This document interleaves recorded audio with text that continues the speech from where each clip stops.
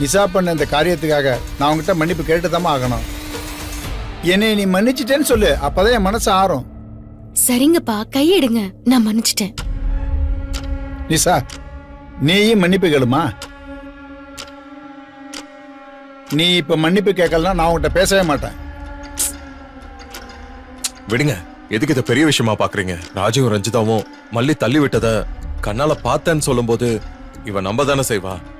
விடுங்க.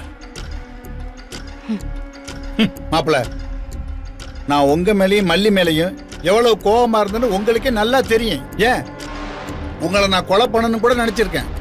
ஆனா நீங்க 2 பேரும் என் பொண்ணு ரேணுகாவை காப்பாத்தி கொண்டு வரதுல எவ்வளவு வேலை பார்த்திருக்கேன்னு நான் உங்க கூடவே இருந்து பார்த்திருக்கேன் மாப்பிள.